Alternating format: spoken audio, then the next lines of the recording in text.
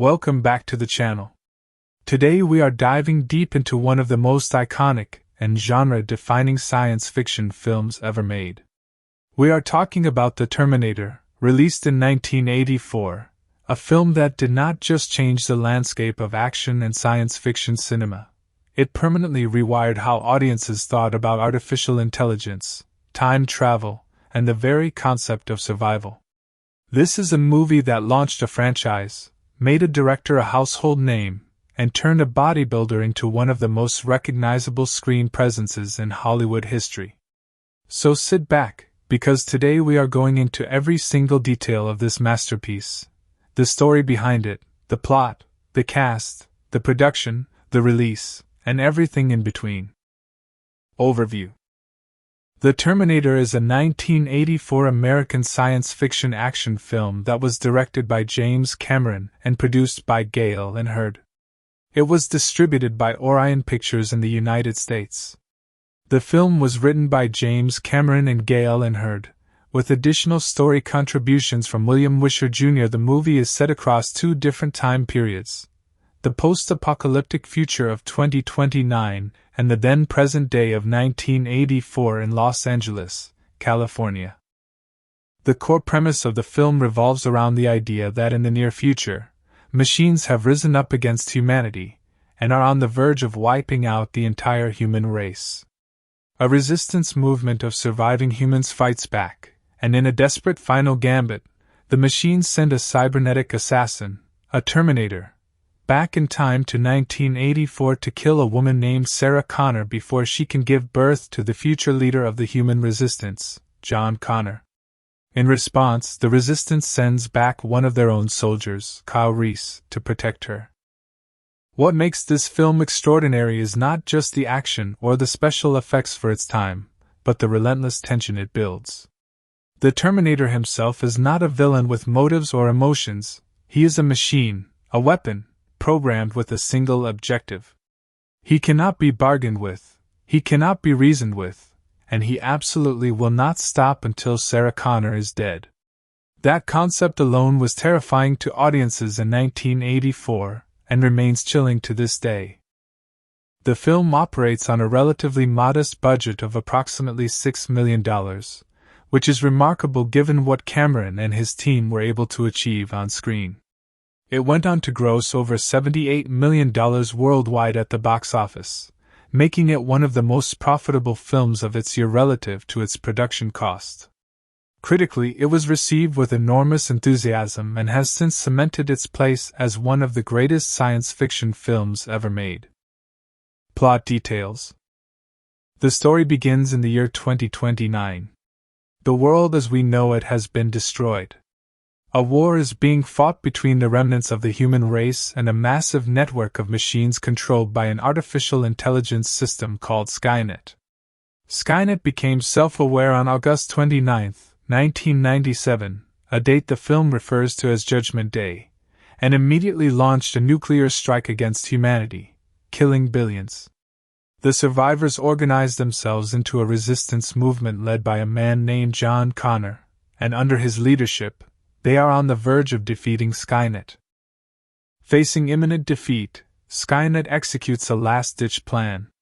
It sends the Terminator, specifically a model designation T-800, Model 101, back in time to the year 1984. The machine's mission is simple and brutal: find and kill Sarah Connor, a young woman living in Los Angeles, before she gives birth to John Connor. Without John Connor's birth, there is no resistance leader, and Skynet believes the machines will win the war by default.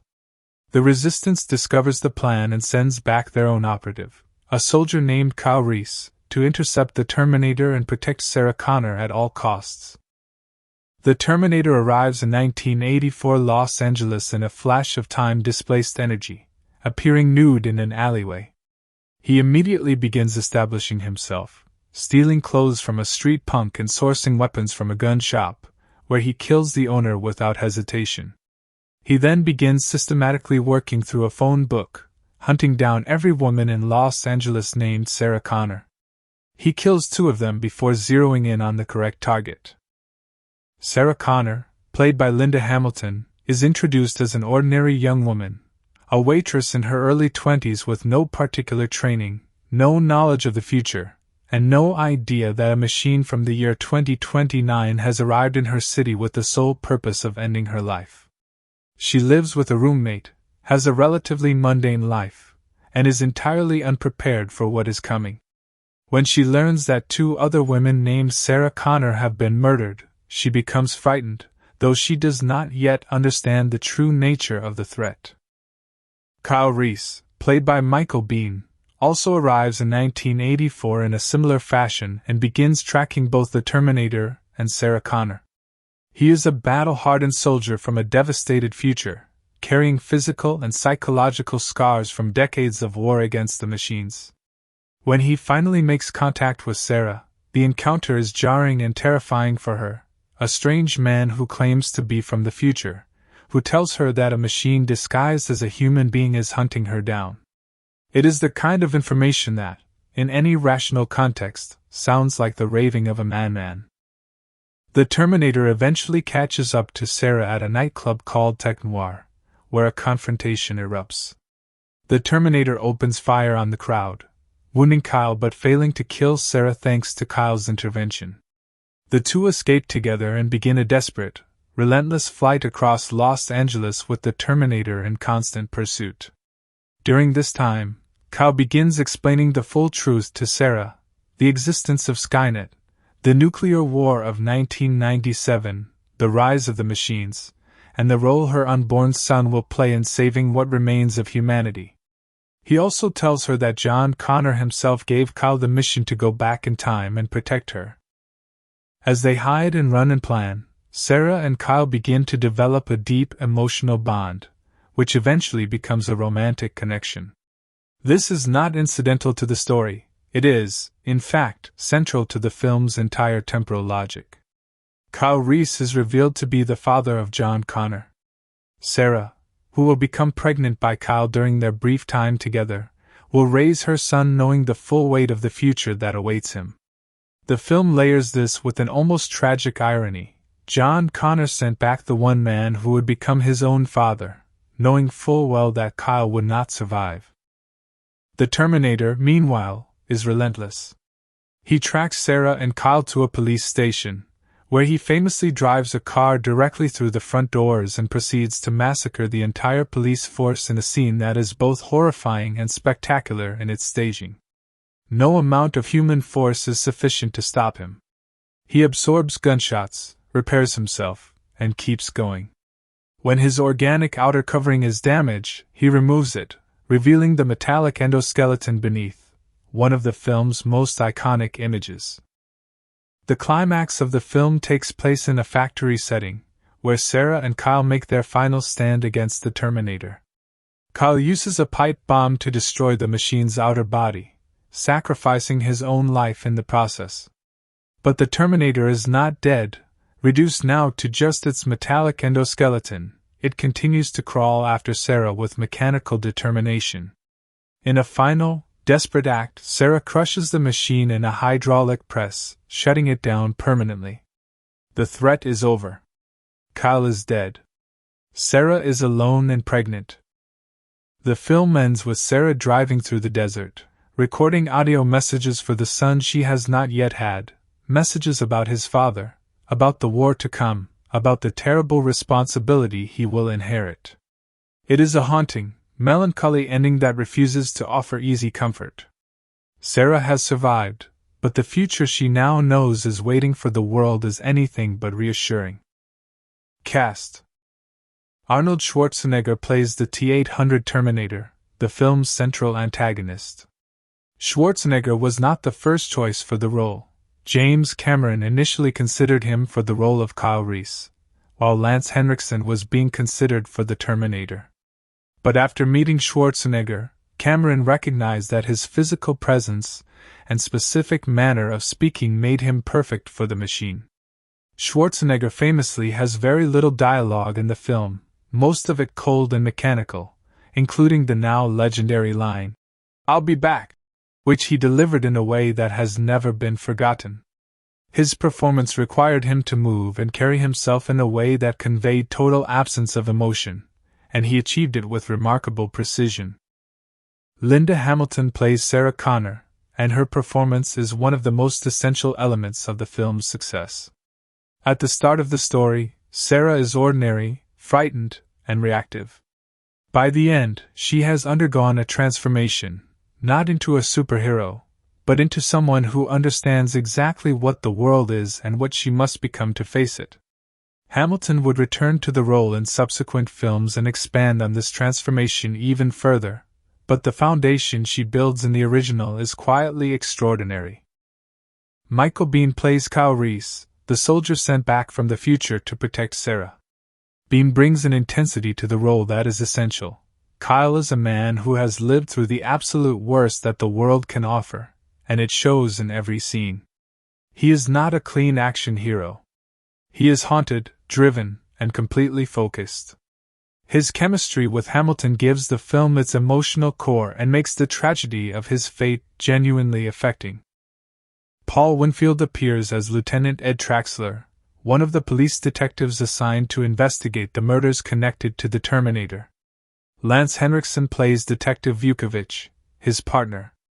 Earl Bowen plays Dr. Peter Silberman, a criminal psychologist who interviews Kyle Reese at the police station and dismisses his claims about the future as the delusions of a paranoid schizophrenic, a character who would appear in subsequent films in the franchise. Production and direction. James Cameron directed The Terminator, and it was his feature film directorial debut after being fired from the science fiction film Piranha 2. The concept for the film came to Cameron during a fever dream while he was in Rome recovering from illness during the production of Piranha 2. He envisioned a metallic figure rising from fire, and from that image the entire concept of the Terminator was born. Cameron wrote the screenplay with Gail Earnhardt, who also produced the film. The production was not without its difficulties.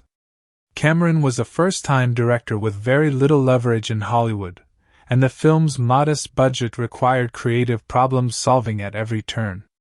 The iconic scenes of the Terminator's metallic endoskeleton were achieved through stop-motion animation supervised by Stan Winston, who would go on to become one of the most celebrated special effects artists in cinema history.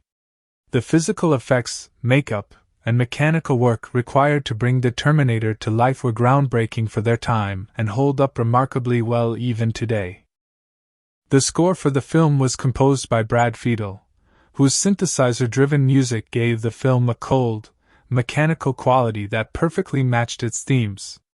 The main theme of The Terminator is one of the most recognizable pieces of film music from the 1980s, an insistent, percussive motif that feels less like traditional film music and more like the heartbeat of a machine. Release date and trailer. The Terminator was officially released in the United States on October 26, 1984. It opened to strong audience enthusiasm and very positive critical reception, with reviewers praising its tension, its originality, and Schwarzenegger's performance as the Machine. The film stayed in theaters for a significant period and continued building its audience through word of mouth, eventually crossing over $78 million globally against its $6 million production budget. The original theatrical trailer for The Terminator was a masterpiece of restraint and tension in itself. It presented the core concept with economy and power, flashes of the future war, the arrival of the Terminator, the relentless pursuit, and Schwarzenegger delivering his key lines in that flat, cold voice. The trailer communicated exactly what kind of film audiences were in for and generated substantial anticipation prior to release. Legacy and impact. The Terminator did not simply succeed as a film, it launched an entire franchise that would span decades. Terminator 2, Judgment Day arrived in 1991 and is widely considered one of the greatest sequels ever made, expanding the mythology while dramatically increasing the scale and the special effects budget. Additional sequels, a television series, and other related media followed over the years. But none of them quite matched the original for its lean, focused, relentless efficiency as a thriller. The film's influence on science fiction and popular culture cannot be overstated. The concept of Skynet, an artificial intelligence that turns against its creators, entered the broader cultural conversation in a way that it has never left. In an era when discussions about artificial intelligence and its potential dangers are more relevant than ever, the Terminator's central premise feels less like science fiction and more like an uncomfortable thought experiment about the world we may be building. James Cameron went on to direct Aliens, The Abyss, True Lies, Titanic, and Avatar, cementing himself as one of the most successful directors in cinema history. But The Terminator remains the film where his voice as a filmmaker was first truly heard, and its DNA runs through everything he has made since. Arnold Schwarzenegger's portrayal of the T-800 became one of the defining roles in Hollywood history, spawning phrases, parodies, and cultural references that have never stopped circulating. The image of Schwarzenegger in dark sunglasses and a black leather jacket, walking forward with cold mechanical purpose, is one of the most indelible in American cinema. The Terminator, 1984, complete story. The story begins not in 1984, but in the year 2029. The world that human beings once knew is gone. Cities have been reduced to rubble, the sky is a permanent canopy of ash and smoke, and the streets are littered with the bones of billions of people who did not survive what history would come to call Judgment Day. On August 29, 1997, a Defense Network artificial intelligence system known as Skynet became self-aware. The humans who built it, realizing what they had created, attempted to shut it down. Skynet, interpreting this as a threat to its own existence, responded instantly and without mercy.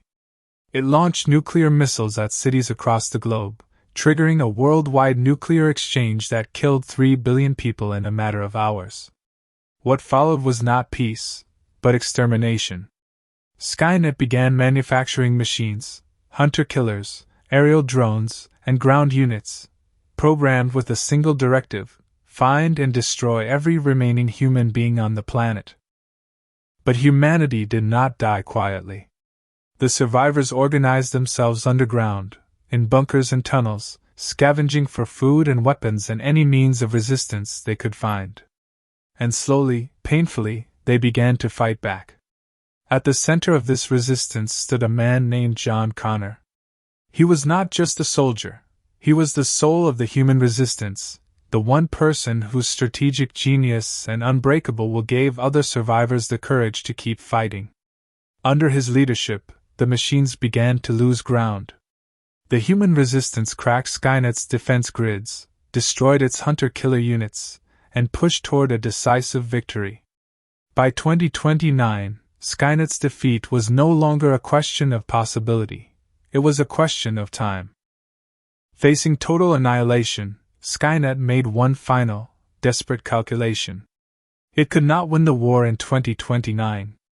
But if it could reach back into the past and eliminate John Connor before he was ever born, the resistance would never exist. The war would be won by default. Skynet had developed a machine, a time displacement device, and it decided to use it. It selected a specific target, Sarah Connor, John Connor's mother, living in Los Angeles in 1984. If Sarah Connor died before she could conceive her son, the future would be rewritten. The mission was assigned to Skynet's most advanced infiltration unit, a Terminator, model designation T-800, Series 101. This machine was encased in living human tissue, making it indistinguishable from a real human being on the outside. On the inside, it was a cybernetic killing machine with a hyperalloy combat chassis, a CPU programmed for combat and infiltration, and no capacity for mercy, fear, or hesitation. It was sent back to 1984. The human resistance discovered the plan at the last possible moment. They had captured Skynet's time displacement equipment, and they understood what was happening. John Connor made an immediate decision. He would send someone back to protect his mother. But the time machine could only send a living person, and only one, and only to a fixed point. There was no way to communicate with whoever was sent back. The soldier selected for the mission was a young man named Kyle Reese, one of John Connor's most trusted fighters. Kyle had grown up entirely in the post-apocalyptic world, having been born after Judgment Day. He had never known a world without war, without hunger, without the constant sound of machines hunting in the dark. But he volunteered without hesitation, for reasons that ran deeper than duty. Both travelers arrive in 1984 Los Angeles in the same way, naked, disoriented, surrounded by a crackling sphere of temporal energy that burns everything within its radius. The Terminator arrives in an alleyway in the hills above the city. It stands up, looks out over the lights of Los Angeles below, and immediately begins its work. It finds a group of street punks nearby and approaches them without expression. When one of them pulls a knife, the Terminator simply takes the blade from him with one hand, lifts him by the throat, and demands his clothes. It dresses itself, steals a car, and begins the process of acquiring weapons. It walks into a gun shop and purchases several firearms legally from behind the counter, then kills the shop owner and takes whatever else it needs. There is no anger in any of this, only efficiency. Every action is calculated, purposeful, and stripped of any emotion whatsoever. Kyle Reese arrives in a different part of the city, in a drainage tunnel. He is immediately spotted by a police officer and runs. He breaks into a department store, steals clothing, and begins trying to orient himself in a time period he has never experienced. Everything around him, the cars, the storefronts, the people walking around without fear, is alien to him. He has spent his entire life in the ruins of civilization, and now he is standing in the middle of it at its height, with the knowledge that all of this will one day burn. He locates a phone book and searches for Sarah Connor, finding 3 listings for the name in the Los Angeles area. He tears the page out and begins tracking down the addresses. The Terminator has already done the same thing. It found the phone book, identified the 3 Sarah Connors, and began working through them in order. The first Sarah Connor is a homemaker living in a quiet neighborhood. The Terminator knocks on her door, and when she answers, it shoots her without a word. She is dead before she hits the floor. The Terminator moves on to the second name on the list. This Sarah Connor dies in her apartment, also without knowing why or what has found her. 2 innocent women are dead simply because they share a name with the correct target. The real Sarah Connor, the one the Terminator is hunting, knows nothing about any of this. She is a 20-year-old waitress working at a diner in Los Angeles, living with her roommate Ginger and Ginger's boyfriend Matt in a shared apartment. Sarah is pleasant and ordinary in every sense of the word. She is not particularly brave, not particularly skilled at anything that would help her survive what is coming, and she is blissfully unaware of the extraordinary importance that the future will assign to her existence. Her biggest problems at the beginning of the film are a forgotten assignment, a rude customer at the diner, and a cancelled date. She is, in every way, completely unprepared for what is about to enter her life. When the news reports that a woman named Sarah Connor has been murdered in Los Angeles, Sarah hears it at the diner but does not immediately register the significance. When a second murder of a woman with the same name is reported, the pattern becomes impossible to ignore. Her coworkers joke about it, but Sarah begins to feel genuinely uneasy. She tries to call her roommate and gets no answer. She calls the police, who advise her to stay in a public place. She stops at a payphone and, on an impulse, ducks into a nearby bar called Tech Noir to wait for the police to respond. It is a loud, crowded nightclub, and she feels safer in the crowd. Kyle Reese has been following her. He spotted her leaving the diner, and has been trailing her through the city, scanning the environment constantly for any sign of the machine. He knows what a Terminator looks like in operation. He has fought them in the future. He has seen the bodies they leave behind. He watches Sarah from across the club, alert and tense, positioned between her and the entrance. The Terminator enters Tech Noir shortly after. It scans the room, identifies Sarah Connor, and begins moving toward her through the crowd. Kyle sees it moving and acts immediately. He draws a shotgun he has been concealing and opens fire on the Terminator, hitting it multiple times. The machine is staggered but not stopped. It returns fire into the crowd, wounding Kyle and causing panic throughout the bar. In the chaos, Kyle grabs Sarah and pulls her out through the back of the club. She is terrified and has absolutely no idea who this man is or why he is helping her, or why a man who just absorbed multiple shotgun rounds to the chest is still walking and shooting. They escape in a stolen car. Kyle is driving, pressing a cloth against his wound, and Sarah is demanding answers with the kind of desperate urgency that the situation entirely justifies.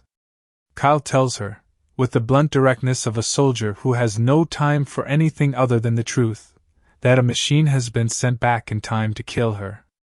That in the future, her son leads the human resistance against an artificial intelligence that has declared war on mankind.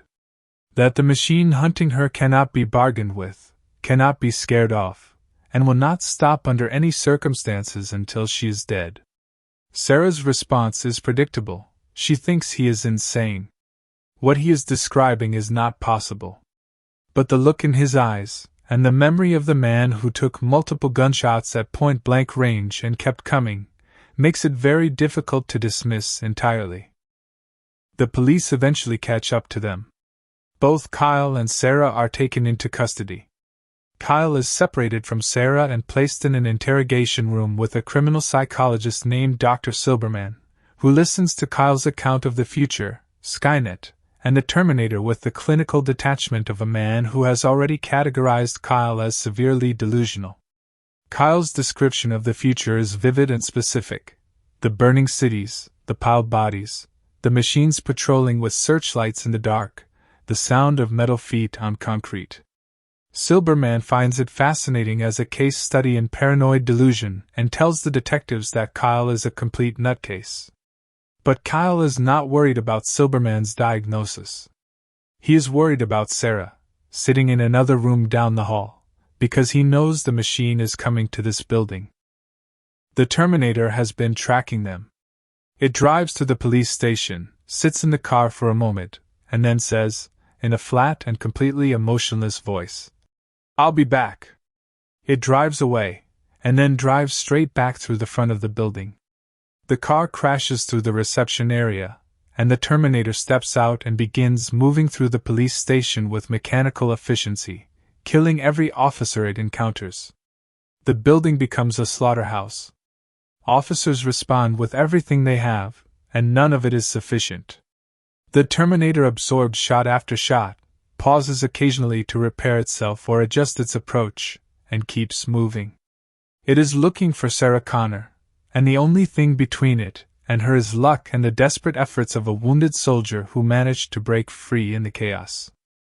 Kyle finds Sarah in the confusion of the attack and gets her out of the building. They escape while the carnage inside continues. Now they are both wanted by the police.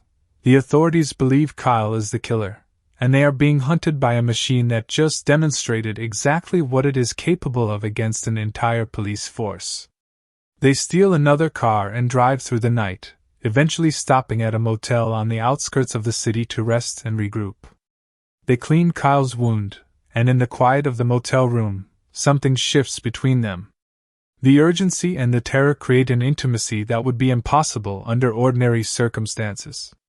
Sarah asks Kyle about John Connor, about what he was like, about the world Kyle came from. Kyle tells her, with difficulty, that he carried a photograph of Sarah, a photograph that John Connor himself gave him. He had looked at it so many times that he felt he already knew her. He had come to love her before he ever met her, across decades and decades of war and ruin, through a photograph of a woman sitting alone in a parking lot with a look on her face that suggested she already understood the weight of the world she lived in. They become intimate that night. It is a quiet, desperate, deeply human moment in the middle of a story about machines and death and time. And it is this night, in this motel room, that John Connor is conceived. The leader of the future human resistance, the man who will send Kyle Reese back in time to protect his mother, is the son of Kyle Reese. John Connor sent his own father back through time. It is a closed loop, a paradox built into the fabric of the story, and the film presents it without apology or extensive explanation. It simply is what it is, and the emotional weight of it is felt rather than analyzed. They do not rest for long. The Terminator tracked them to the motel using police radio communications and arrives during the night. The attack is sudden and ferocious. The Terminator drives a car through the motel wall, opens fire, and the chase begins again. This time the damage is more severe. In the running battle that follows through the streets of Los Angeles, the Terminator's organic outer covering is severely damaged, and for the first time, the machine beneath becomes visible, a skeletal, chrome endoskeleton with glowing red eyes, moving with terrifying purpose through the dark. The image is one of the most striking in the film.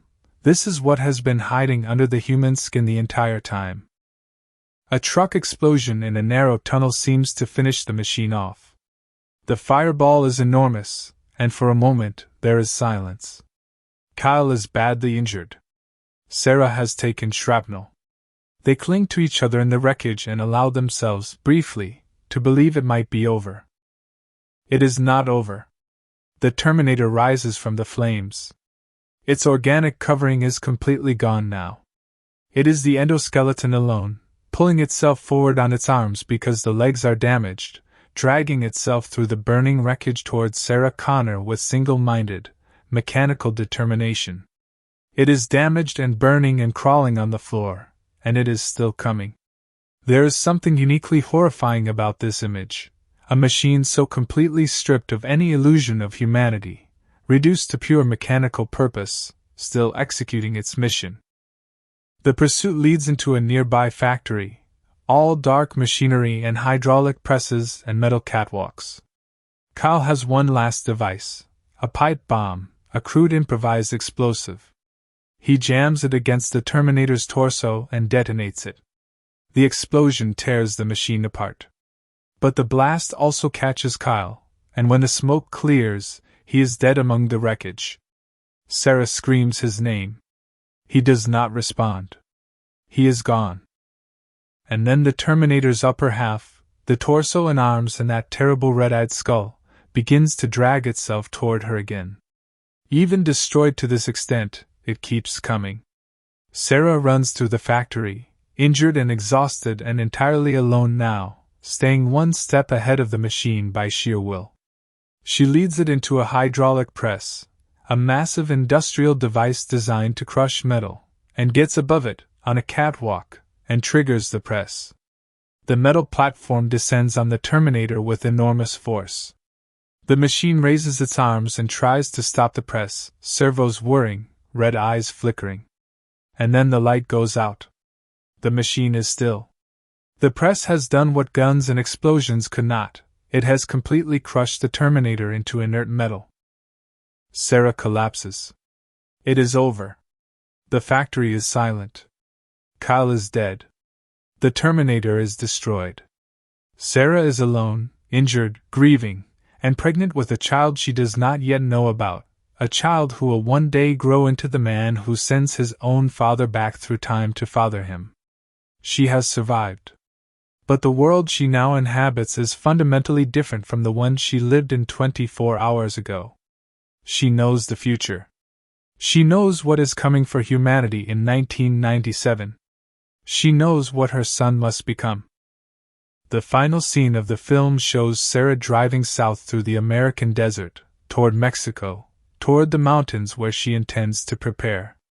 She has a dog in the passenger seat and a tape recorder on the dashboard. She is speaking into it, recording messages for John, the son growing inside her. She tells him about his father. She tells him about what is coming. She tells him that she knows it will be hard, and she is sorry for the life he will have to live, but that she believes in him. The sky ahead is dark and heavy with clouds. A young boy at a gas station takes a Polaroid photograph of her as she sits at the pump, lost in thought. She pays for the photograph and drives on. It is the same photograph. The one that John Connor will one day give to Kyle Reese. The one that Kyle will carry for years through the ruins of the world, looking at it in the dark, falling in love with a woman he has never met. The photograph that is the reason Kyle volunteered for the mission, the reason he crossed time itself to stand between Sarah Connor and the machine that was hunting her. The loop closes. The story, in a very real sense, has no beginning and no end. The Terminator, 1984, actor's life history. Arnold Schwarzenegger. Arnold Alois Schwarzenegger was born on July 30, 1947, in the small Austrian village of Thal, which sits just outside the city of Graz in the Styria region of Austria. The house he grew up in was modest by any measure, a farmhouse without running water or a proper bathroom, in a village so small that it barely registered on maps. His father, Gustav Schwarzenegger, was the local chief of police and a man of strict, disciplinarian character. His mother, Aurelia Jadrony, was a homemaker who managed the household with the kind of quiet endurance that circumstances required.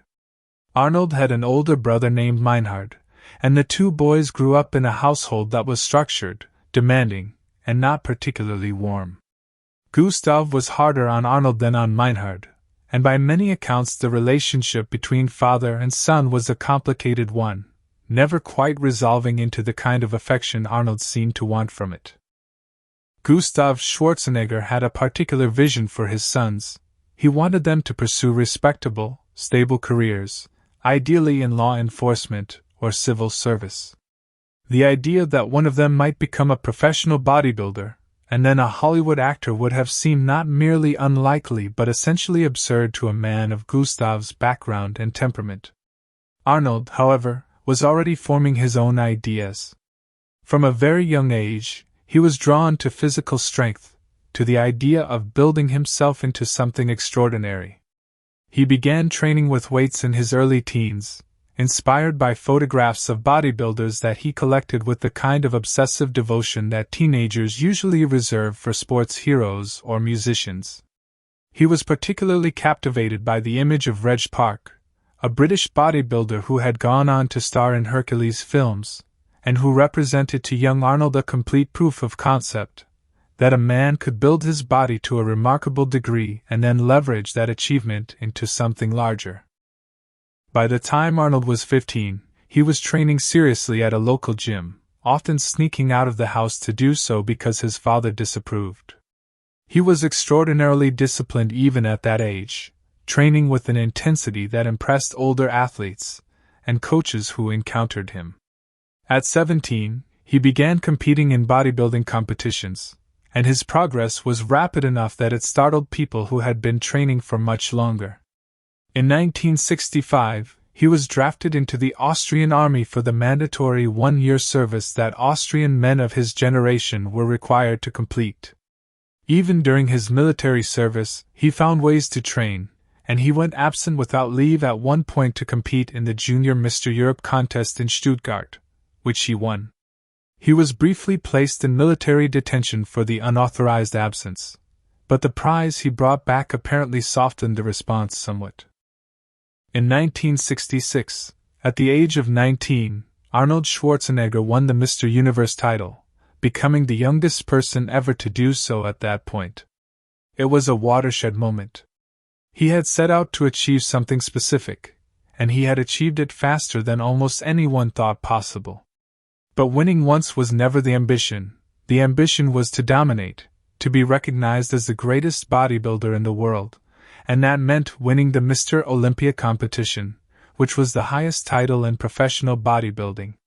He moved to the United States in 1968, settling in California and training under the guidance of Joe Weider, a fitness entrepreneur who became one of his most important early supporters. The transition to American life was not seamless. Arnold spoke limited English, had very little money, and was living in a country whose culture was entirely different from anything he had known in Austria. But he adapted with the same focused determination that had characterized his approach to bodybuilding. He took English classes, observed people carefully, and absorbed the rhythms of his new environment with deliberate intent. Between 1970 and 1975, Arnold Schwarzenegger won the Mr. Olympia title 7 times, establishing himself beyond any serious argument as the greatest bodybuilder of his era. He was not just winning, he was winning in a way that changed the sport. His physique was unlike anything that had been seen in competition before, combining mass and symmetry in proportions that other competitors found genuinely difficult to match. He was also, by this point, building something else, a public persona. He was charismatic, funny, and completely at ease in front of cameras and crowds. He understood instinctively that a personality could amplify achievements, and that the combination of the two was more powerful than either alone. The 1977 documentary Pumping Iron, which followed Arnold and several other bodybuilders in the lead-up to the 1975 Mr. Olympia competition, was a turning point in terms of his public profile. The film gave audiences an extended look at Arnold as a personality, competitive, psychologically sharp, deeply funny, and entirely comfortable with his own ambition in a way that most people found refreshing rather than off-putting. Pumping Iron was not a box office phenomenon, but it introduced Arnold Schwarzenegger to a much wider audience than bodybuilding competitions ever could, and it planted the idea that this was a man who could hold a screen. His film career began haltingly. His first credited film appearance was in a low-budget film in 1970 under the name Arnold Strong because the producers believed his real name was too difficult to market. He played Hercules and was largely unremarkable. His English was still heavily accented and limited, and the performance did not suggest a great acting career in the making. But Arnold was not deterred, because deterrence was not in his nature. He took acting classes, continued working on his English, and kept auditioning. There were years of small roles and near misses before the breakthrough arrived. Conan the Barbarian, released in 1982, was the film that genuinely established Arnold Schwarzenegger as a bankable movie star. He played the sword-wielding warrior Conan with a physicality that was simply unmatched by anyone else in the industry, and the film was a significant commercial success. A sequel, Conan the Destroyer, followed in 1984. But it was the Terminator, also in 1984, that transformed him from a successful action star into a genuine cultural phenomenon. His portrayal of the T-800 was, paradoxically, one of his most effective performances precisely because it required him to do almost nothing in the conventional acting sense. The machine he played felt nothing, expressed nothing, and communicated only threat. Schwarzenegger's naturally imposing physical presence, combined with the flat, deliberate way he delivered his minimal dialogue, created something genuinely unsettling. The line, "I'll be back," was delivered so specifically, so without warmth or humor, that it landed as a threat.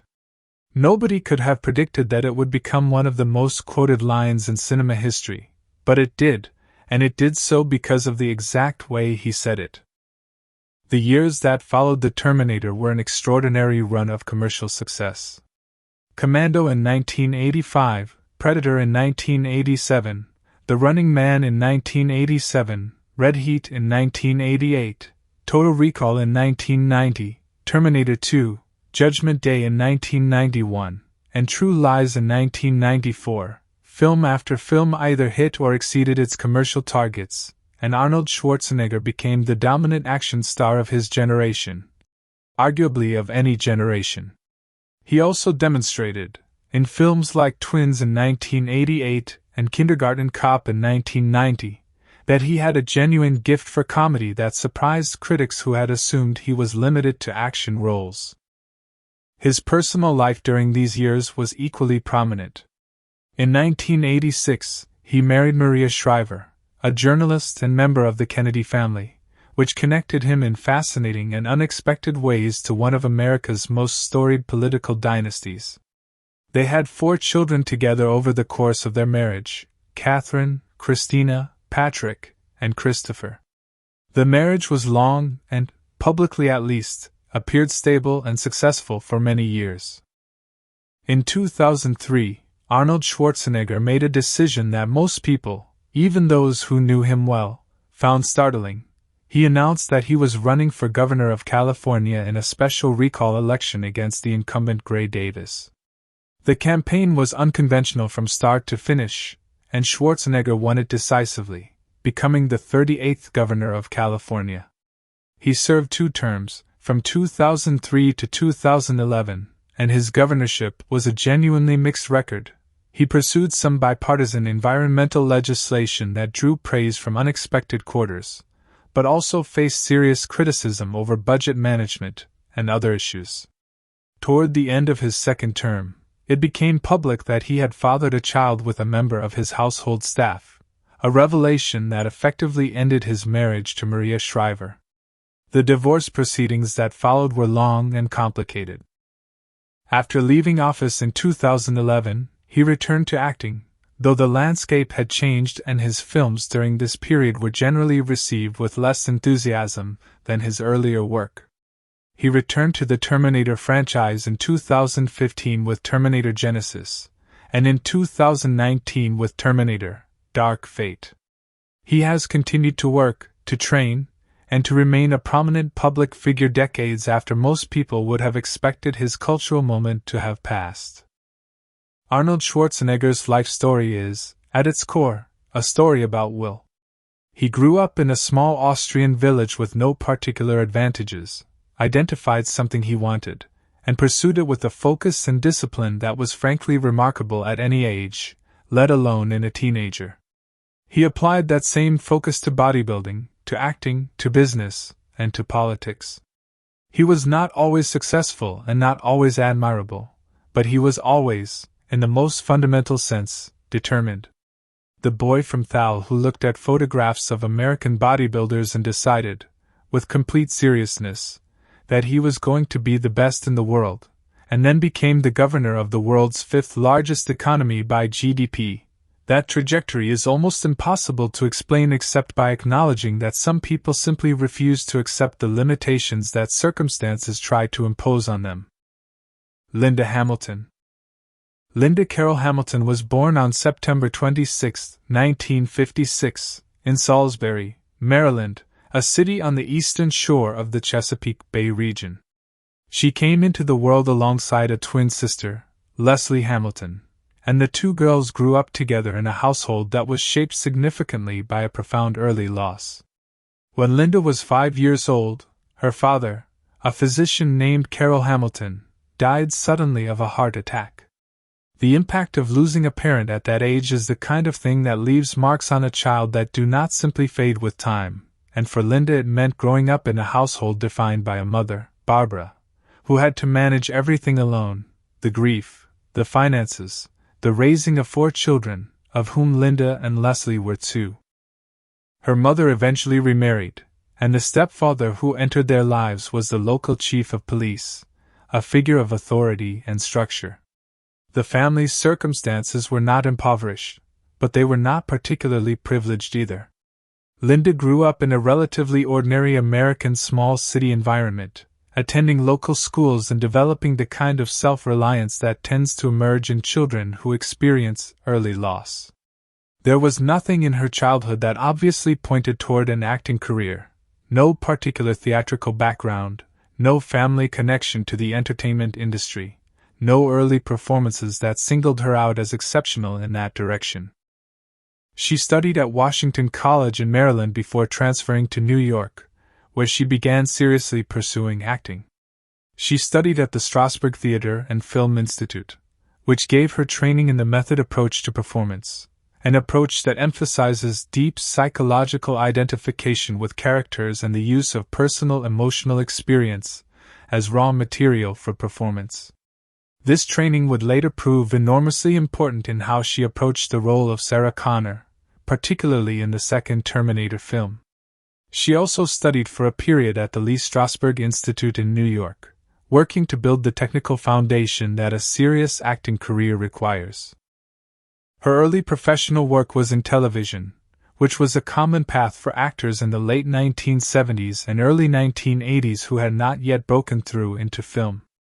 She appeared in a series of television movies and episodes during this period, building experience and developing her craft in the way that working actors do, not through sudden leaps, but through the accumulation of roles and the gradual refinement of instincts. One of her early prominent television roles was in the soap opera Search for Tomorrow, where she appeared as Penny Davis.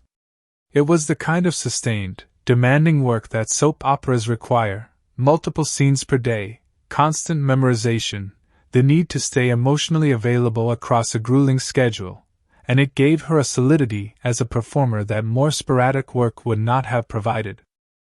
Her film career began with a horror film called Tag, The Assassination Game in 1982, followed by a role in Children of the Corn in 1984, which was an adaptation of a Stephen King short story and was released to moderate commercial success. These were not star-making roles, but they were genuine film credits, and they demonstrated a range that extended beyond the television work.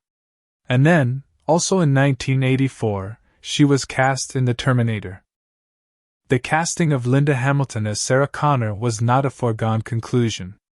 James Cameron and producer Gail Enhard saw many actresses for the role, and Hamilton was not the obvious commercial choice. But what she brought to the audition and to the role was a quality of ordinariness that was exactly what the character required. Sarah Connor at the beginning of The Terminator is not heroic. She is a normal young woman, and Hamilton was able to inhabit that normality completely while also conveying the capacity to become something more. The terror she performs in the film feels genuine because Hamilton grounded it in genuine emotional truth rather than in genre conventions. When Sarah Connor screams or shakes or breaks down in The Terminator, it is because Linda Hamilton found a real emotional place to go, not because the script called for those responses. The film's success made her a recognizable face, but it did not immediately translate into the kind of leading lady stardom that might have been expected. She worked steadily through the late 1980s in a mixture of television and film projects, including the television series Beauty and the Beast, in which she starred opposite Ron Perlman from 1987 to 1990. The series was a romantic fantasy drama with a considerable following, and her performance as Katherine Chandler won her a Golden Globe Award for Best Actress in a Drama Series in 1989. It was a significant recognition and demonstrated that her appeal extended well beyond the science fiction genre. When Terminator 2: Judgment Day went into production in the early 1990s, the question of what to do with Sarah Connor was a significant creative challenge. James Cameron wanted to show what a decade of knowing the future had done to this woman, how the knowledge of Judgment Day and the responsibility of raising John Connor for the apocalypse had stripped away every trace of the ordinary young woman she had been in 1984 and forged something harder in its place. What Linda Hamilton brought to that transformation was not just physical, though the physical preparation she undertook was extraordinary, including a regimen of weight training and weapons training that genuinely remade her body, but psychological. The Sarah Connor of Terminator 2 is not a hero in any comfortable sense. She is frightening, volatile, stripped of softness, and in some ways almost as unnerving as the machines she fights. Hamilton understood that this was not a betrayal of the character but the logical and honest conclusion of her journey, and she committed to it completely. Her personal life during this period included a marriage to Bruce Abbott, with whom she had a son named Dalton in 1989. The marriage ended in divorce. She also had a relationship with James Cameron during the period between the first and second Terminator films, and the two were briefly married, from 1997 to 1999. Cameron was, by that point, one of the most powerful directors in Hollywood, having followed Terminator 2 with True Lies and then Titanic, which became the highest-grossing film in history at the time of its release. The marriage between Hamilton and Cameron was, by all public accounts, strained almost from the beginning by the demands of Cameron's career and temperament, and it ended after a relatively short time.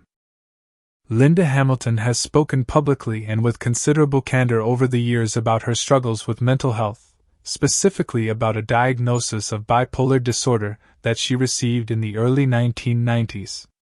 The disorder had affected her for years before she understood what it was, manifesting in ways that complicated her personal relationships and her sense of herself.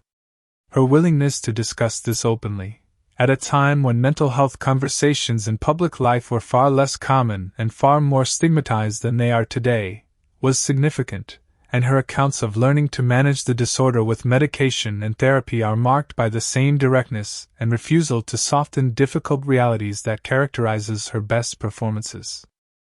She returned to the role of Sarah Connor in Terminator: Dark Fate in 2019, the sixth film in the franchise and the one that most directly positioned itself as a continuation of the story established by the first two films.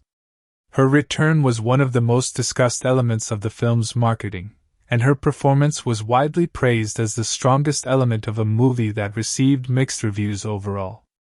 She brought to the older Sarah Connor exactly what the character required: the weight of decades, the exhaustion of someone who has been fighting too long, and beneath all of that, the undiminished core of the woman who crushed a Terminator in a hydraulic press and then got into a car and drove toward whatever came next.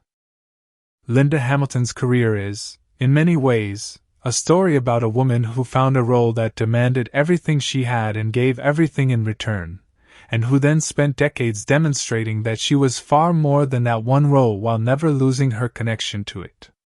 She is an actor of genuine depth and seriousness who happened to find herself at the center of one of the defining science fiction franchises of the 20th century, and who handled that position with more grace and self-awareness than the circumstances necessarily required. Michael Biehn.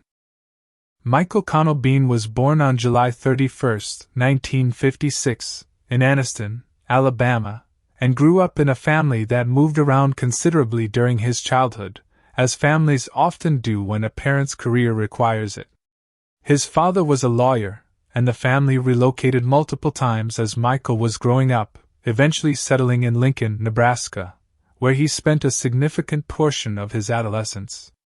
Growing up in the American Midwest in the 1960s and 1970s was, in many ways, an unremarkable experience in the best sense: stable, community-oriented, and far removed from the entertainment industry that would eventually define his professional life. His interest in acting emerged relatively early. He participated in school plays and theater productions as a teenager, and unlike many young people who discover an interest in performance, he took it seriously enough to pursue it beyond the immediate environment of high school. He attended the University of Arizona, where he continued to develop his interest in acting, though he did not complete his degree. Instead, he made the decision that many aspiring actors eventually face: to stop preparing to pursue the career and simply pursue it. He moved to Los Angeles with a relatively small amount of money and the intention of becoming a working actor. The transition from aspiring to working is one of the most difficult passages in any performance career, and Los Angeles in the late 1970s was filled with young men and women who had made similar decisions with similar intentions. What distinguished those who succeeded from those who did not was usually a combination of talent, resilience, and the willingness to take small roles and unglamorous work while waiting for something better. Biehn demonstrated all three qualities during this period. His early film work included small parts in films that gave him experience without significant exposure. He appeared in a television adaptation of The Fan in 1981, playing a disturbed stalker opposite Lauren Bacall, which was a demanding role for a young actor still establishing himself. He appeared in several other television productions and low-budget films during this period, building a resume and developing the intensity that would become the defining quality of his best work. The role that changed his career was Kyle Reese in The Terminator, which he was cast in after James Cameron became aware of him through his earlier work. The story of how Biehn came to be in the film involves some degree of Hollywood coincidence. He was not among the first actors considered for the role, and the casting came together relatively quickly. But once he was cast, he applied himself to the role with complete dedication. Kyle Reese is not a simple character to play.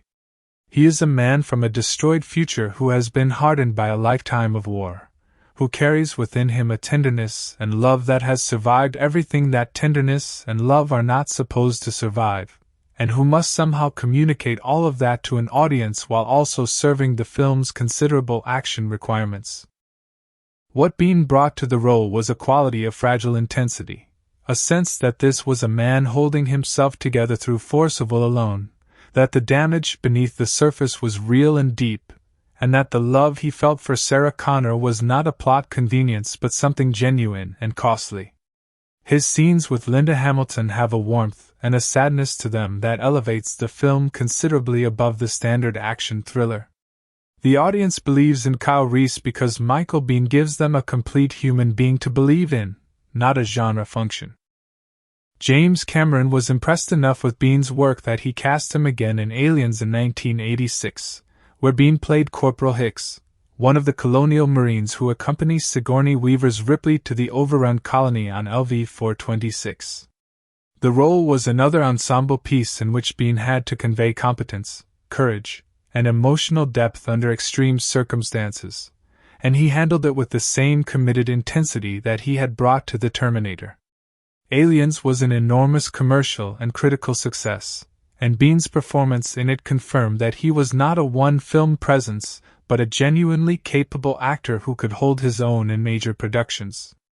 Cameron used him again in The Abyss in 1989, where he played a Navy SEAL officer whose psychological deterioration forms a central thread of the film's second half, a demanding role that required him to portray paranoia, violence, and breakdown in ways that were uncomfortably believable.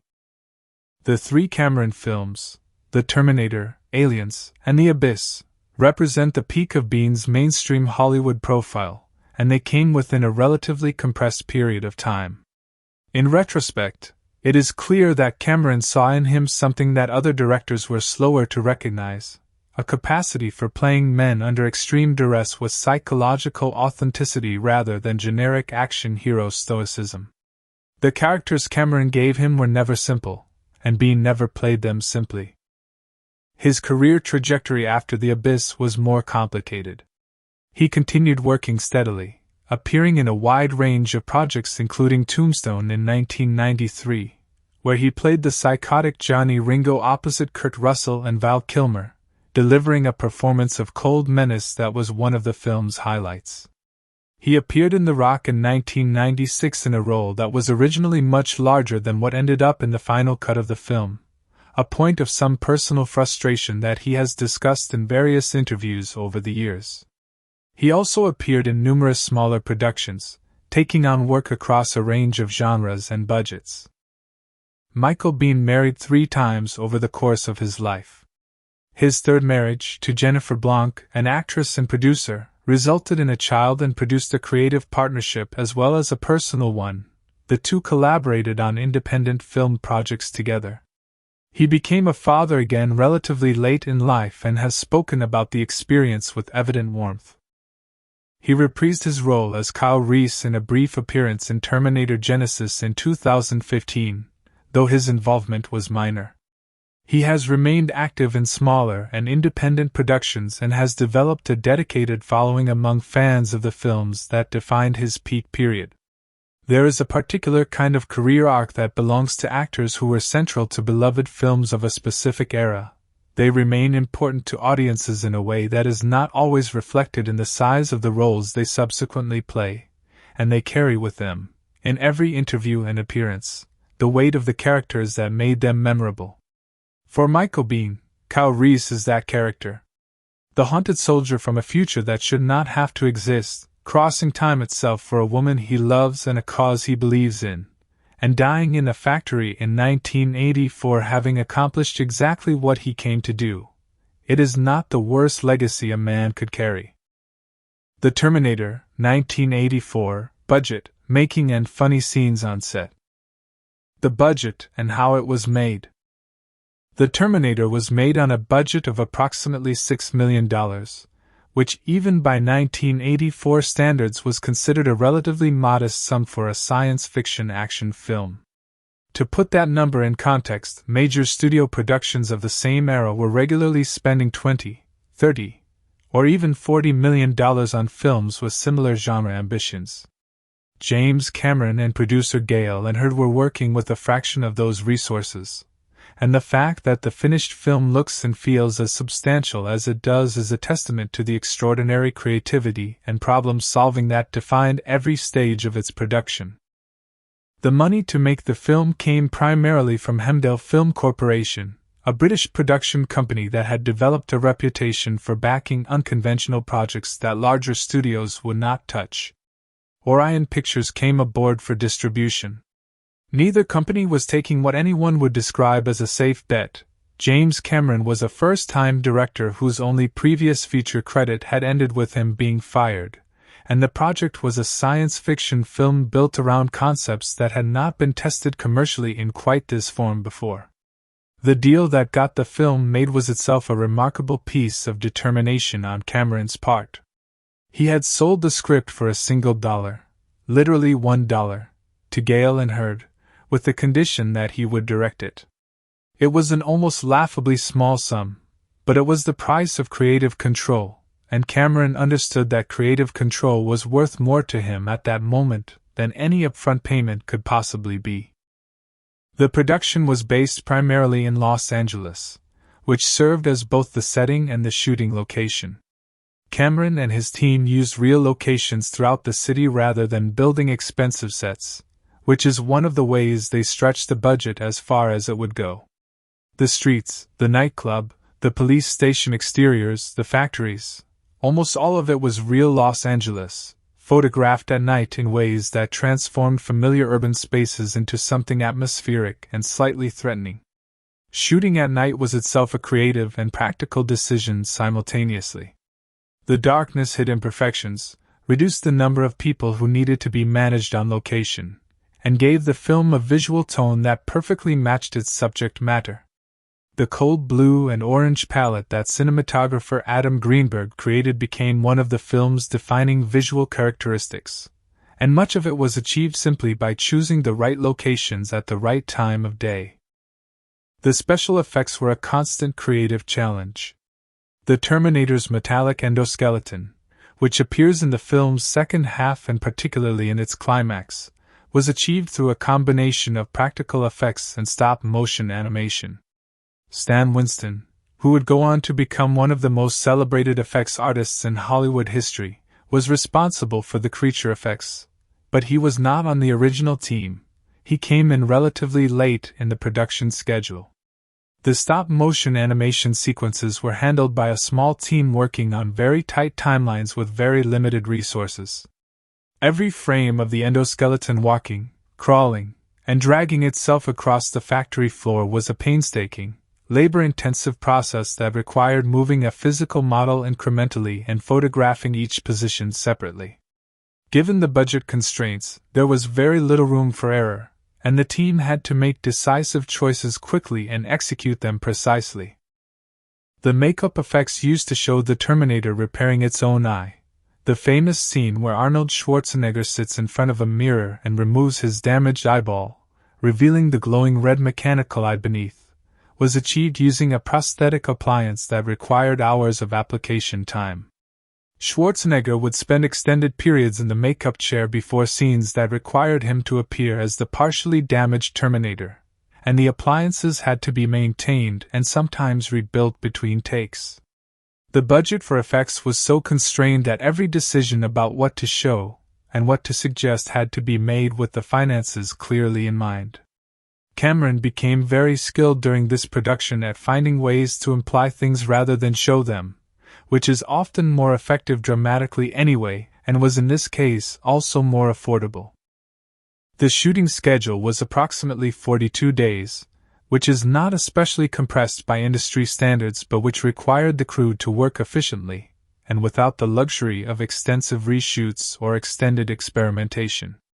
Cameron was known on set for his absolute clarity of vision and his willingness to push everyone, including himself, to exhaustion in service of that vision.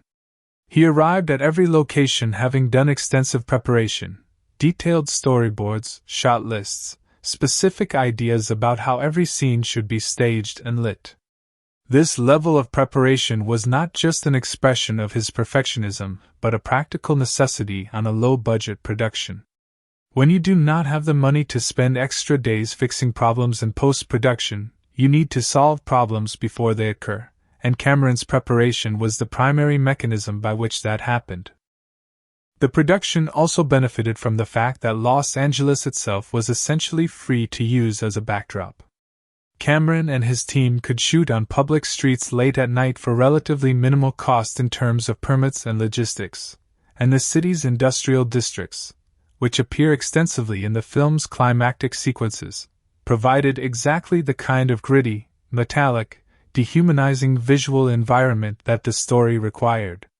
The Tech Noir nightclub sequence was shot in a real location that Cameron dressed minimally, relying on the existing atmosphere of the space rather than building anything from scratch. Sound design was another area where the production achieved remarkable results on a limited budget. The sound of the Terminator, its footsteps, its mechanical breathing, the whirring of its servos, was assembled from a combination of recorded industrial sounds, processed and layered in ways that created something that had no obvious real-world equivalent. The effect was a sonic signature for the machine that was genuinely unsettling in ways that more expensive and elaborate sound design might not have achieved. Brad Fiedel's electronic score, composed on synthesizers, cost far less than a full orchestral score would have, and it turned out to be vastly more appropriate for the material. The cold, mechanical, repetitive quality of the music complemented the film's themes in a way that traditional orchestral accompaniment simply could not have matched. The film's action sequences, which include several car chases, shootouts, and large-scale confrontations, were achieved through a combination of real stunt work and careful staging. The sequence in which the Terminator drives a car through the front of the police station was accomplished practically. An actual vehicle was driven through an actual set piece, and it was done in a way that captured the impact and chaos of the moment without requiring multiple expensive takes. The stunt coordinators working on the film were experienced professionals who understood how to achieve maximum effect with minimum resources, and their contribution to the film's kinetic energy cannot be overstated. When the Terminator was released in October of 1984, it earned approximately $4 million in its opening weekend, which was considered a solid performance for a film of its budget level and marketing profile. As weeks passed and word of mouth built, the numbers continued to grow, and the film ultimately earned approximately $78 million worldwide against its $6 million production cost.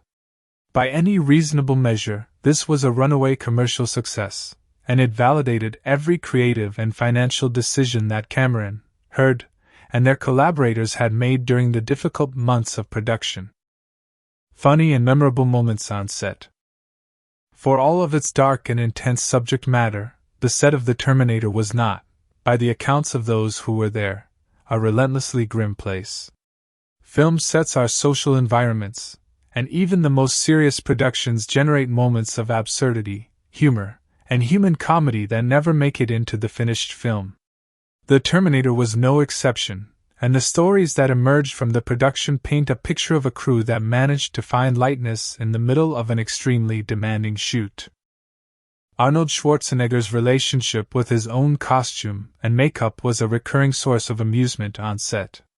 The leather jacket, the dark sunglasses, and the slicked back hair that defined the Terminator's visual identity were put together quickly at the start of production, and Schwarzenegger took to the look with an enthusiasm that occasionally became a running joke among the crew.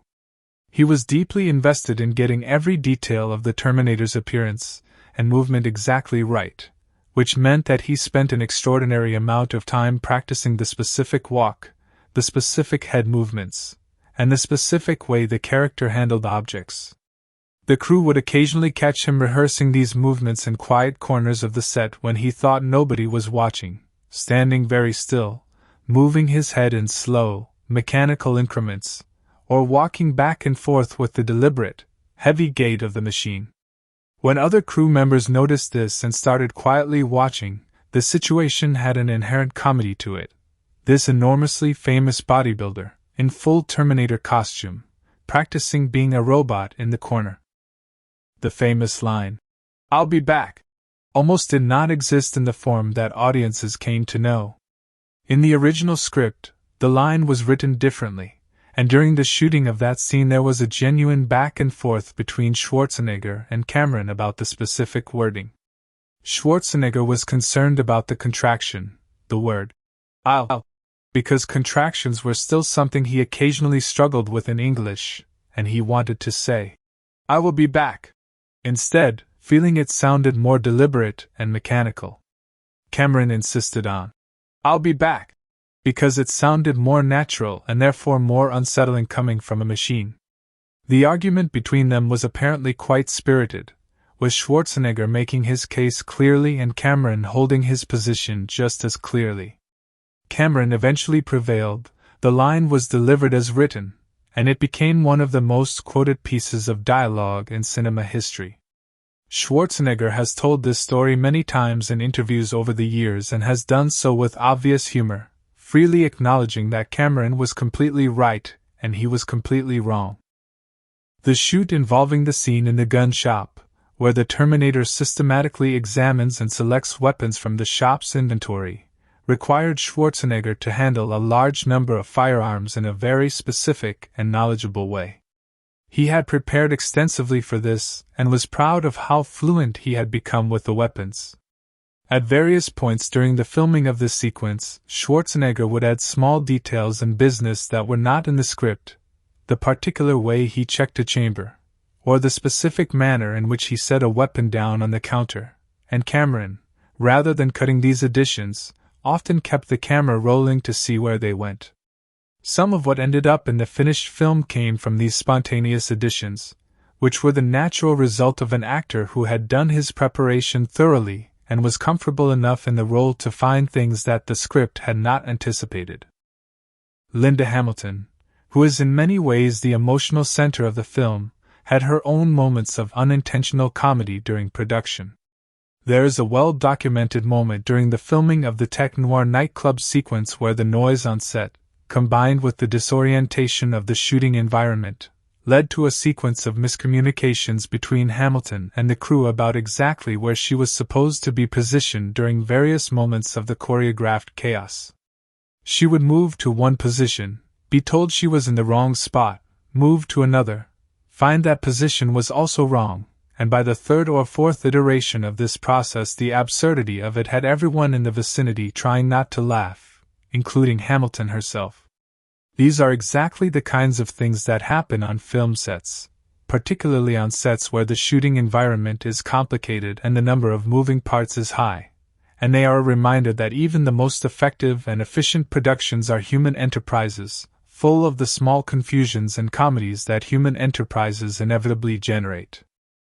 Michael Biehn has spoken in interviews about the experience of filming the physical action sequences and the particular challenge of performing them convincingly while also managing the genuine physical difficulty of what was being required. Many of the scenes in which Kyle Reese is running, fighting, or being thrown around required Biehn to absorb real physical punishment, not injury, but the kind of sustained physical demand that leaves an actor genuinely exhausted by the end of a day's shooting. There were moments during production where Biehn would finish a particularly demanding series of takes, look around at the crew, and make some observation about the gap between what action films look like on screen and what they actually feel like in practice, delivered with the deadpan of a man who has just done something that looked exciting and felt like being hit by a bus. The crew, who had their own understanding of this gap, found these moments reliably funny. The stop-motion endoskeleton sequences created their own special category of on-set absurdity. The model used for the stop-motion work was meticulously crafted and extremely expensive relative to the budget available, which meant that every session working with it carried an enormous amount of pressure.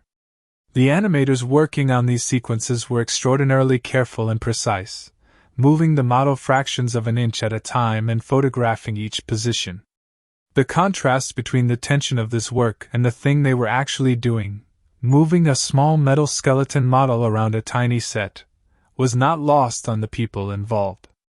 There is something inherently both fascinating and slightly ridiculous about a group of serious, skilled professionals gathered around a knee-high metal skeleton arguing in whispers about whether its right arm is positioned correctly, and the people doing this work were generally aware of and entertained by this irony. Cameron himself was a source of many of the set's funnier moments, though often unintentionally. He was, by the accounts of those who worked with him, an extraordinarily focused and demanding director who expected a great deal from everyone and communicated his expectations with directness that occasionally shaded into bluntness. But he was also capable of genuine humor, and when he chose to be funny he was quite good at it. There were moments during particularly difficult or frustrating stretches of the shoot where Cameron would deliver some observation about the situation they were all in, usually something that acknowledged the gap between what they were trying to achieve and the resources they had to achieve it with. That would cut through the tension on set and remind everyone that they were, in the most fundamental sense, a group of people trying to make something good and occasionally finding the whole enterprise slightly improbable. The night shoots, which comprised a significant portion of the production schedule, had their own specific culture and humor.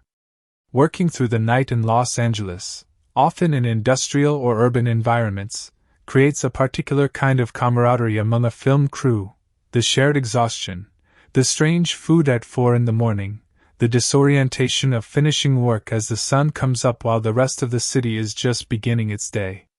Schwarzenegger, who had spent decades training in gyms at hours that most people would consider unreasonable, was reportedly well suited to the demands of night shooting and maintained his energy and good humor through circumstances that flattened other cast and crew members.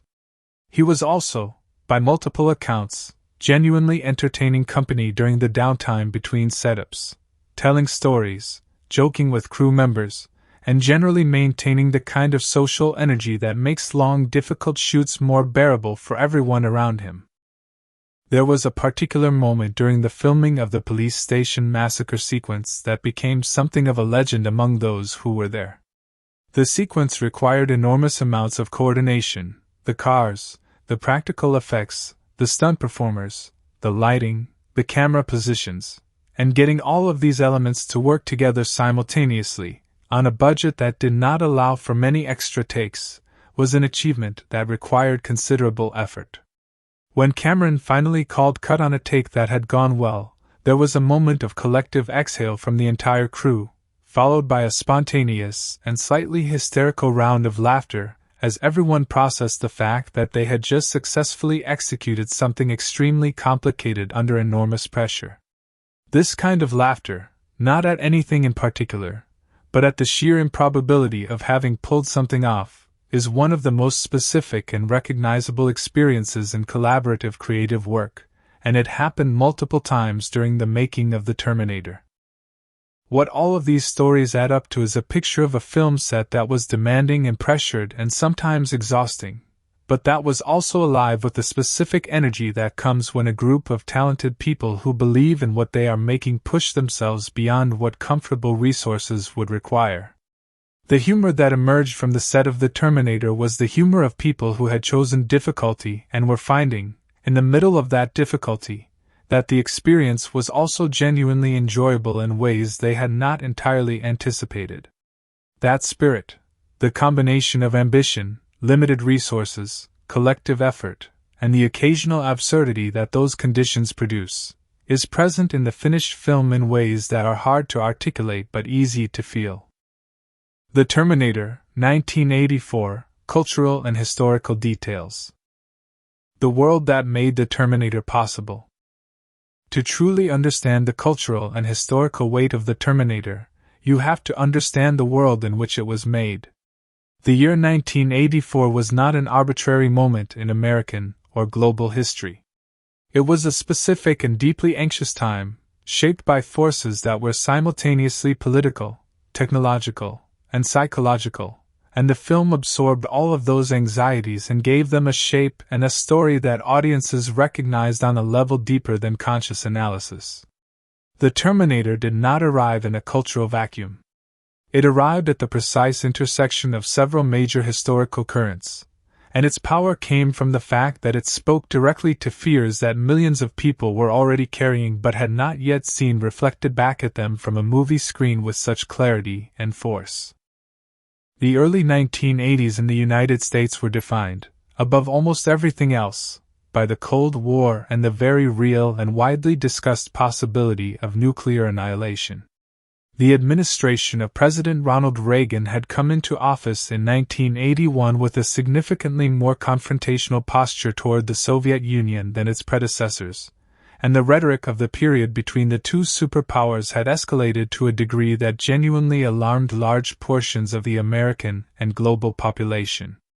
Reagan had famously referred to the Soviet Union as an evil empire in a speech in 1983, and the arms race between the two countries was producing nuclear stockpiles of a scale that was almost impossible for ordinary people to comprehend. The concept of mutually assured destruction, the idea that both sides had enough nuclear weapons to destroy the other many times over, and that this mutual vulnerability was what kept either side from launching a first strike, was understood broadly, and it was the kind of understanding that, when you actually sat with it, was genuinely terrifying.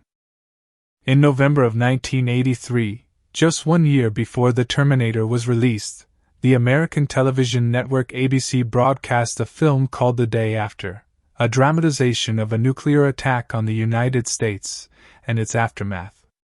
The broadcast was watched by approximately 100 million people, making it one of the most viewed television events in American history at that point. The film was deliberately and unflinchingly bleak. It showed the missiles launching, the cities burning, the survivors struggling in a poisoned landscape, and its impact on the public was profound and documented. President Reagan himself watched it privately before the broadcast and recorded in his diary that it left him deeply depressed. The day after aired, there were crisis counselors available at schools across the country for children who had been traumatized by what they had seen.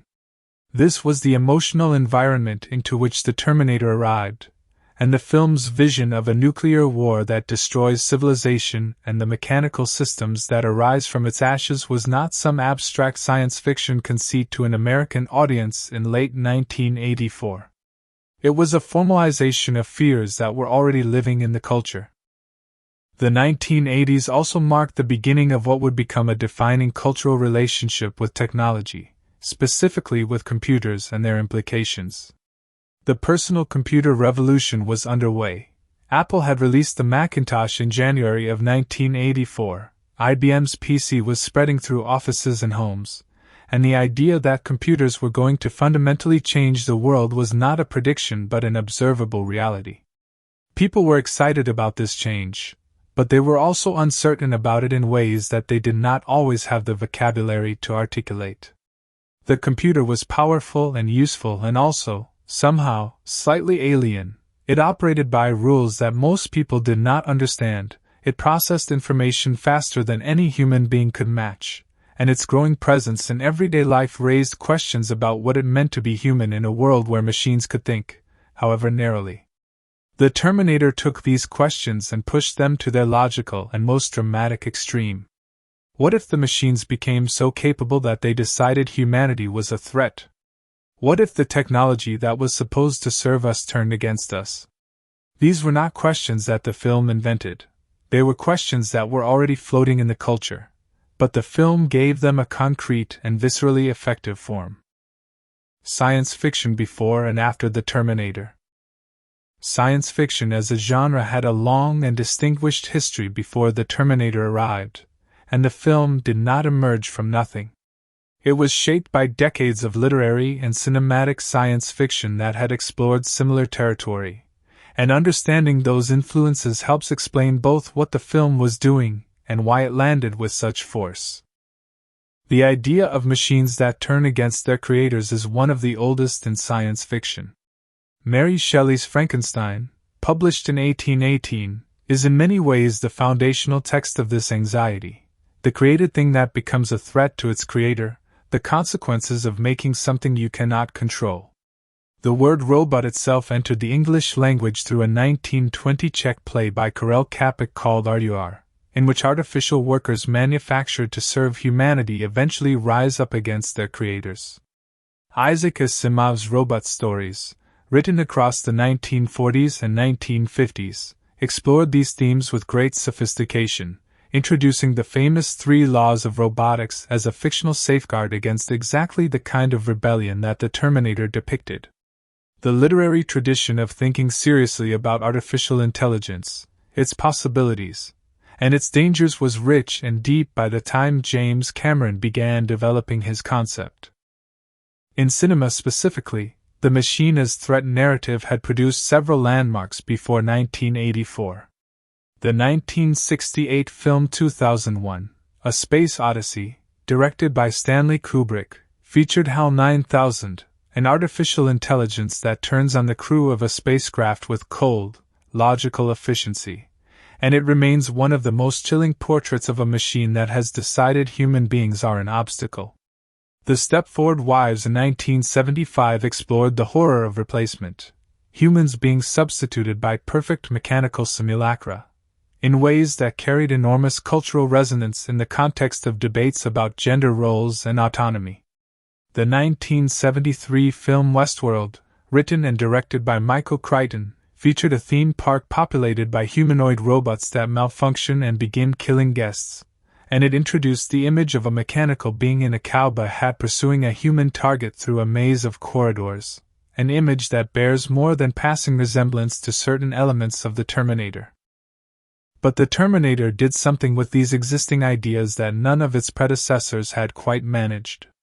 It stripped the concept down to its most essential and frightening form, a machine with a single purpose, pursuing a single target, with no capacity for negotiation, mercy, or distraction, and it told that story not from the perspective of scientists or philosophers grappling with the implications of their creation, but from the perspective of an ordinary person who simply finds herself the target of something that cannot be stopped. By grounding the story in Sarah Connor's experience rather than in the mechanisms of the science fiction premise, Cameron made the horror immediate and personal in a way that purely conceptual treatments of the same ideas could not achieve. The film also arrived at a moment when the action genre itself was being redefined.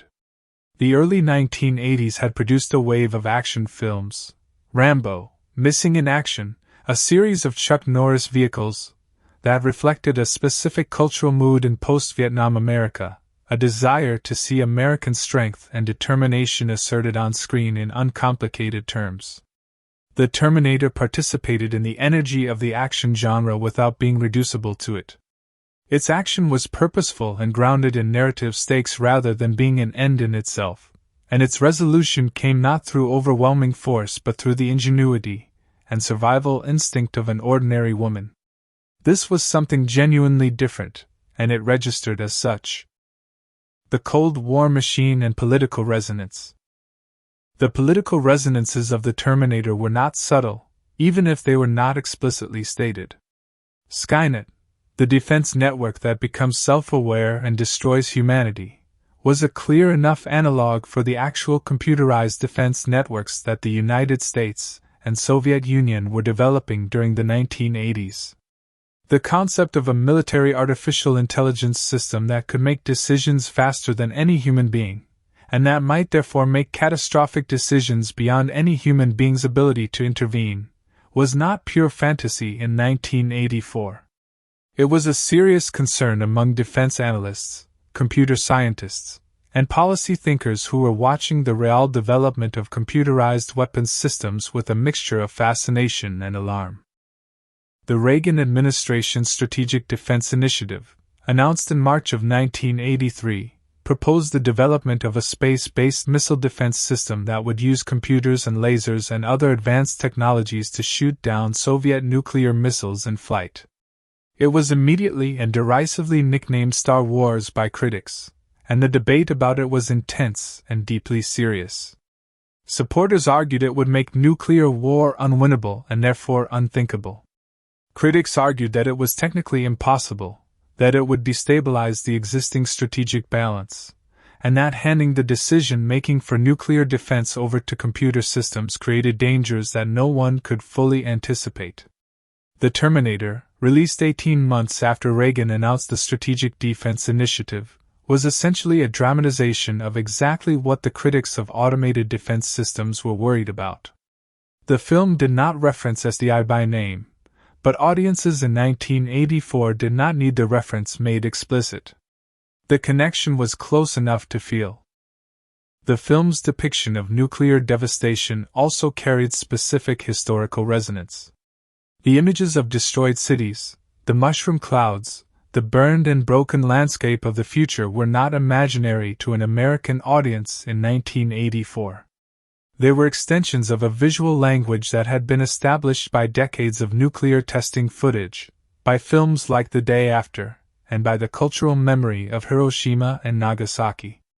The Terminator was not unique in depicting nuclear war, but its particular framing, the war as a fait accompli, the future already happened, the machines already in control, gave it a finality that was more frightening than the prospect of nuclear war itself. The bomb, at least in theory, might be avoided. Skynet, once it had acted, could not be undone. The future was already determined. All you could do was survive inside it. Feminist readings and the evolution of Sarah Connor. One of the most significant and enduring cultural conversations that the Terminator generated was about gender, specifically about the figure of Sarah Connor, and what she represented in the context of female characters in 1980s Hollywood.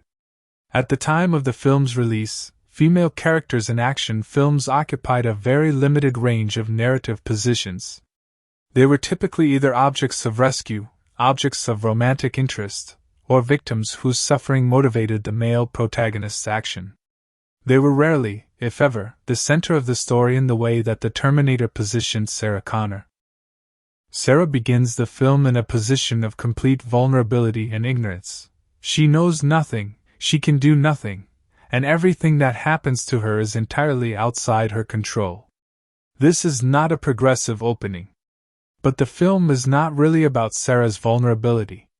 It is about her transformation, and the transformation it depicts is one of the most carefully and honestly constructed character arcs in American action cinema of its era. Sarah Connor does not become a superhero by the end of the film. She does not develop fighting skills or special abilities. What she develops is something more interesting and more durable. She develops the psychological clarity to understand what her situation actually is, and the will to survive inside it. The final image of the film, Sarah alone, pregnant, driving toward a future she knows will be catastrophic, recording messages for her unborn son, is not a triumphant image in the traditional action film sense. It is a portrait of a person who has been fundamentally and irreversibly changed by what she has survived, and who is choosing to face what comes next with open eyes. Feminist scholars and cultural critics who have written about the Terminator have often noted the complexity of its gender politics. On one hand, the film positions a woman as its ultimate protagonist and its ultimate victor. It is Sarah Connor who destroys the Terminator, Sarah Connor whose survival matters, Sarah Connor whose choices will determine the fate of humanity. On the other hand, much of the film's middle section positions Kyle Reese as the active agent and Sarah as the person being protected and informed. This tension between female agency and female dependency is one that the film does not fully resolve, and it is one of the reasons that Terminator 2 was able to take Sarah Connor's character in the direction it did, completing the transformation that the first film had only begun. The broader cultural significance of Sarah Connor as a character cannot be separated from the specific historical moment in which she appeared. The 1980s were a period of significant and contested social change in the United States with regard to gender roles. The women's liberation movement of the 1970s had produced real legal and social changes, but it had also produced a backlash, and the cultural conversation about what women were and what they could be was ongoing and sometimes very loud. Into this conversation, the Terminator dropped a female character who began as ordinary, survived something extraordinary, and emerged not as a love interest or a victim or a symbol of feminine vulnerability, but as the future mother of humanity's savior, a role that required her to be strong in ways that had nothing to do with physical strength and everything to do with will, intelligence, and endurance. Time travel, fate, and philosophy. The Terminator introduced a version of time travel that was philosophically coherent in ways that distinguished it from most science fiction treatments of the subject. The film operates on a model of time that is deterministic and self-consistent. Events in the past cannot be changed, because they have already happened, and any attempt to change them simply becomes part of the historical record that produced the present. Kyle Reese travels back to 1984 to protect Sarah Connor and fathers John Connor in the process. But John Connor already existed in the future, which means the causal loop was always closed. Nothing was changed. Everything that happened always happened. This is a philosophically sophisticated approach to time travel, and it had implications that audiences and critics found genuinely interesting to discuss. The film does not present this paradox with lengthy exposition or academic explanation, it simply embeds it in the story and allows the audience to work through it. But the questions it raised about fate, free will, and the nature of causality were questions that people carried out of the theater and continued to think about afterward. Can the future be changed, or is every attempt to change it simply part of the mechanism by which the future produces the present? Is Kyle Reese's mission an act of free will, or is he simply fulfilling a role that was always assigned to him by the structure of time itself? These are not trivial questions, and the fact that an action film was generating them in mainstream audiences was itself a significant cultural achievement. The time travel paradox at the heart of the Terminator also opened a conversation about causality that had implications beyond science fiction. The idea that an action taken in the present is already built into the fabric of the past, that your choices are simultaneously free and determined, touches on questions that philosophy and theology have wrestled with for centuries. The film did not resolve these questions, but it dramatized them in a way that made them accessible to people who had never encountered them in an academic context, and that is one of the definitions of genuinely important popular culture. The Terminator's legacy in technology and popular culture.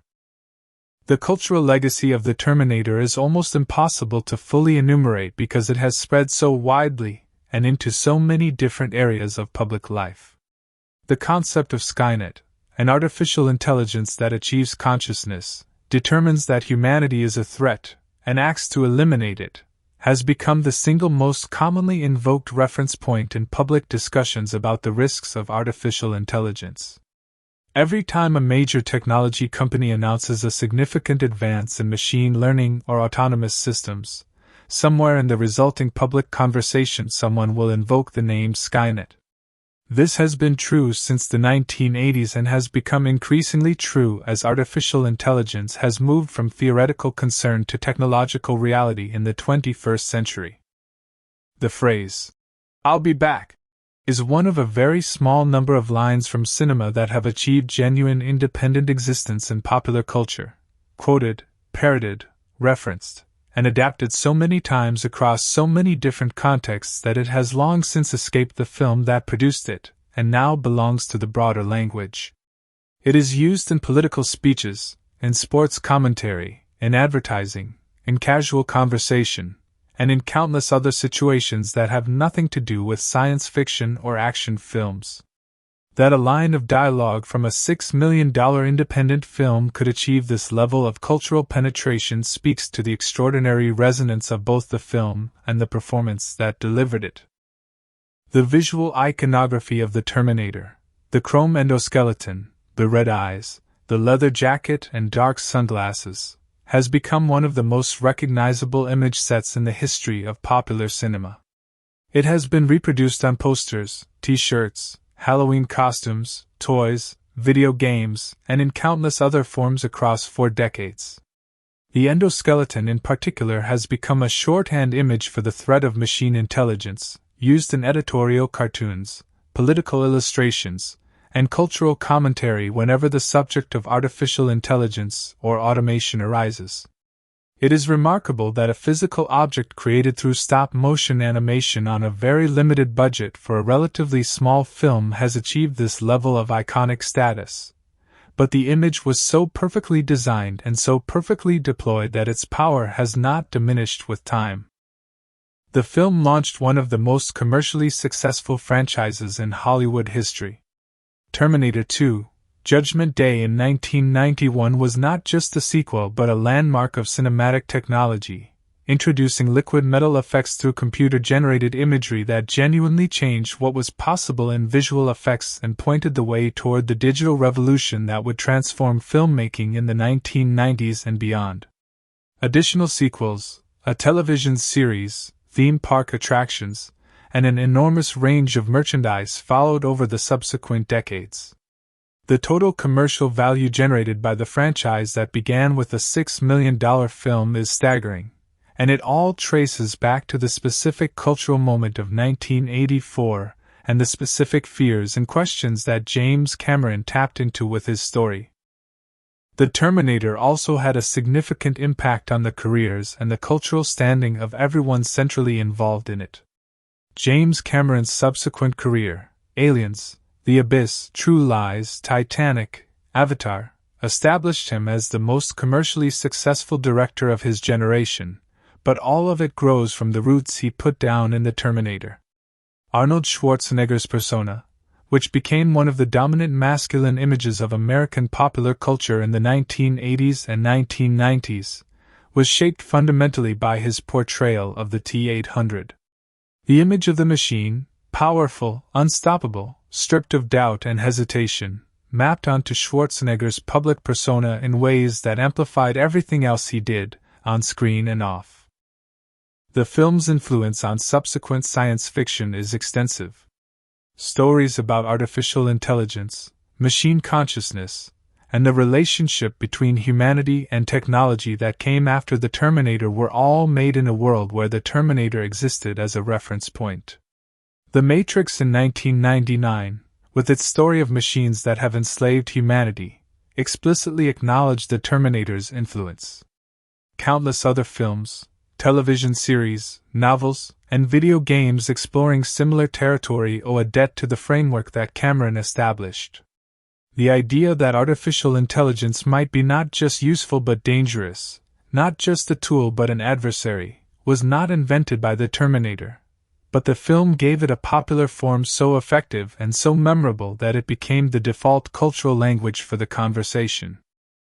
The historical significance of the Terminator ultimately rests on this. It arrived at a moment when a culture was anxious about nuclear weapons, about computers, about the future in general, and it gave those anxieties a story that was human enough to feel and precise enough to stick.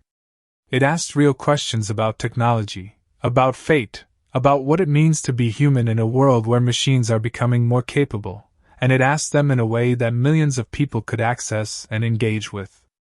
The fact that those questions are more urgent and more relevant today than they were in 1984 is not something that anyone involved in the film could have fully anticipated. But it is the clearest possible measure of just how deeply and accurately the Terminator understood the world it came from and the world that was coming after.